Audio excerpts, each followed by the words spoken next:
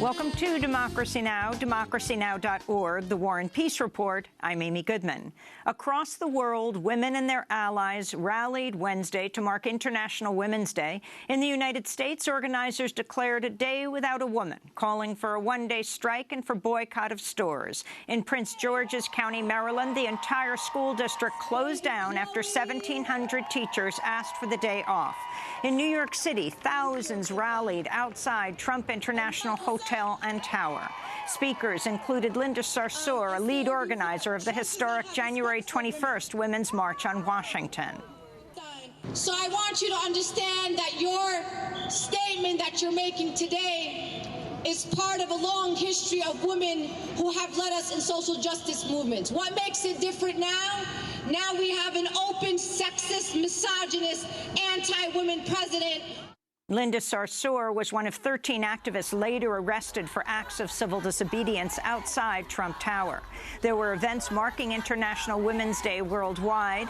In Bangladesh, garment workers rallied for higher wages and an end to sometimes deadly working conditions.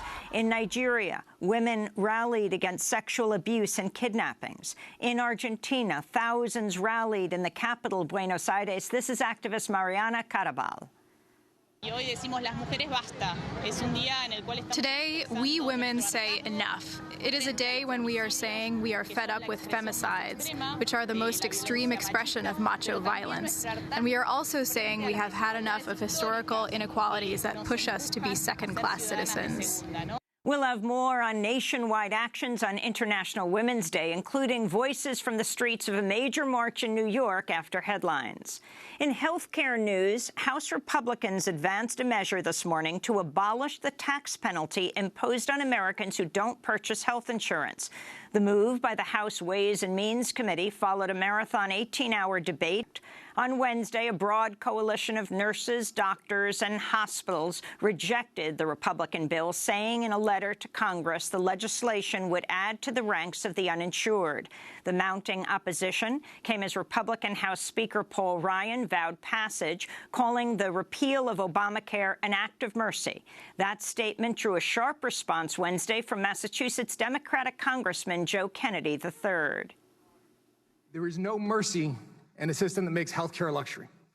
There's no mercy in a country that turns their back on those most in need of protection, the elderly, the poor, the sick, and the suffering.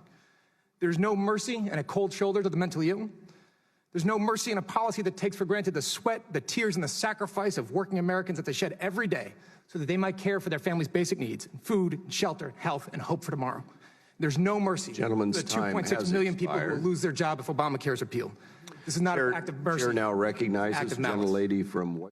The legislation also faces opposition from some conservative Republicans who blasted it as Obamacare light. Republican Senator Ted Cruz predicted Wednesday the bill lacked the support needed to pass the Senate.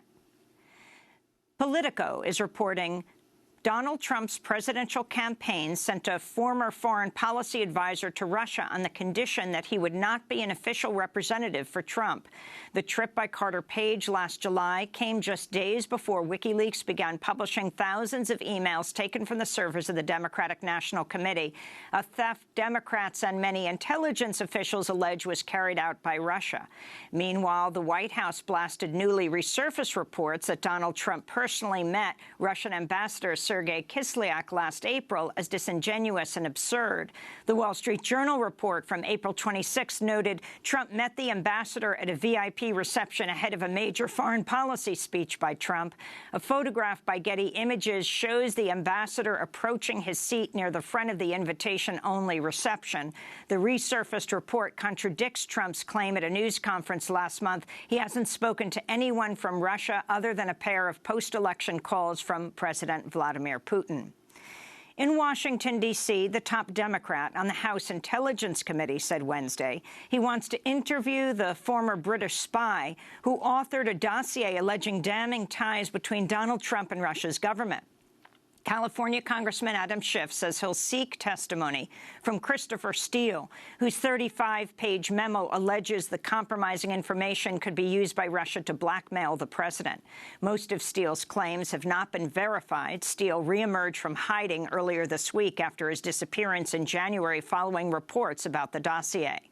Congressman Schiff also said this week his committee would accept Donald Trump's call for a congressional investigation into the president's unsubstantiated claims that President Obama wiretapped Trump Tower ahead of November's election.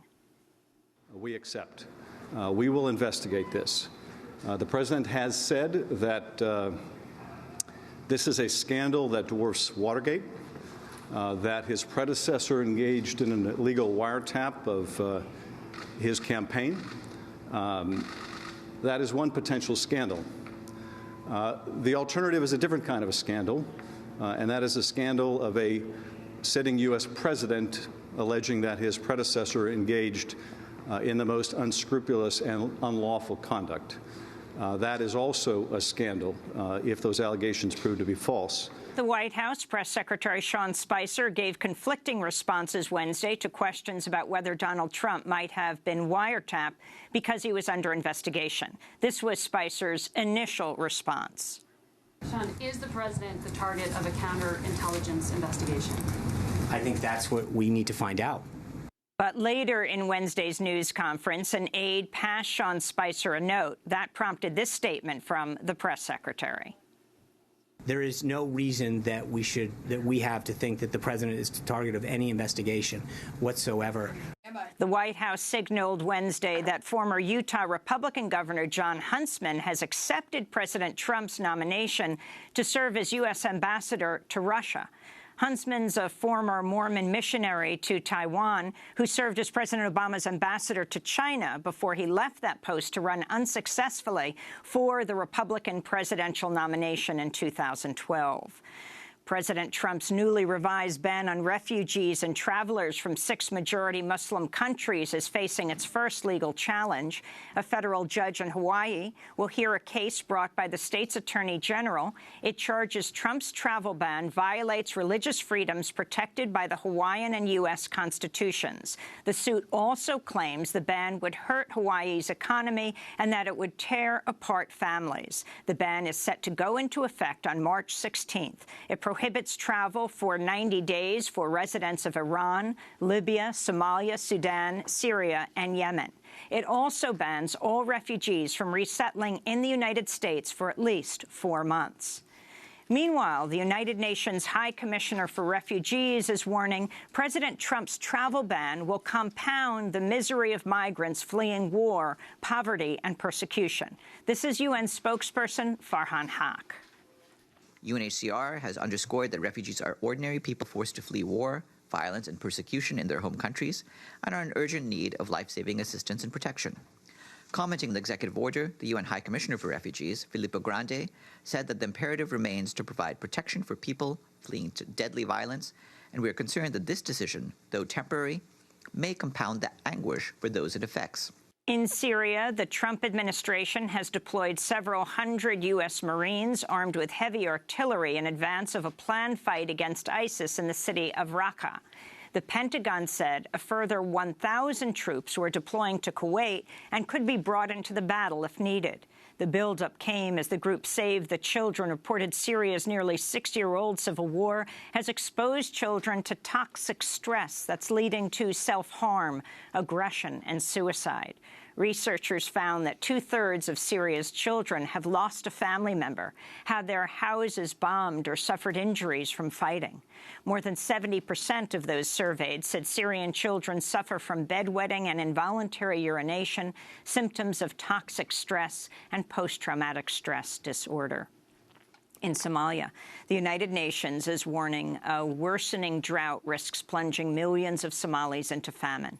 UN Secretary General Antonio Guterres made the warning during a visit to Mogadishu.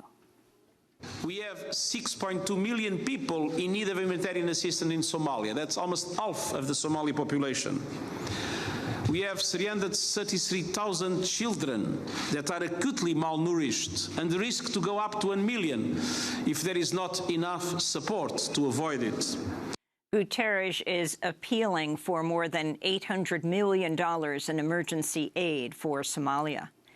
Israel's parliament Wednesday advanced legislation that would silence the Muslim call to prayer over loudspeakers in residential areas and prohibit early morning calls across Israel and occupied East Jerusalem. Right-wing Israeli lawmakers claim the call to prayer is noise pollution. Many Arab lawmakers tore up copies of the bill and were ejected from the floor of the parliament. This is Israeli parliamentarian Ahmed Tibi. Here in this house, we never interfered with any religious ceremony relating to you, to Judaism. Your act is a racist hazard. You interfere with the most sensitive issue for Muslims and hurt the religion of Islam. In Guatemala, at least 21 people are dead after a fire ripped through a government-run shelter for abused teenagers. At least 40 other girls suffered burns in Wednesday's blaze, which began when residents set mattresses on fire to protest overcrowding and dismal conditions at the facility, which held over 500 teens in a center designed to house 400. In Brazil, police have released a harrowing video showing 6 men assaulting a transgender woman who was found murdered last month as police attempt to track down her killer. The cell phone footage shows the men shouting homophobic slurs as they kick and beat 42-year-old Dandra dos Santos before throwing her into a wheelbarrow and carting her onto the side street where she was found shot to death. Dos Santos was one of at least 5 transgender Brazilians murdered last month. Worldwide crime statistics show that on average, 1 transgender person is murdered every 3 days. And in North Carolina, a district attorney will not bring criminal charges against a Wake County police officer who was caught on video picking up a high school student and slamming her onto a concrete floor. 15-year-old Jasmine Darwin, who's African-American, suffered a head injury after the assault by school resources officer Ruben de los Santos. The officer announced last week he's resigning from the police force. And those are some of the headlines. This is Democracy Now!, democracynow.org, The War and Peace Report. I'm Amy Goodman.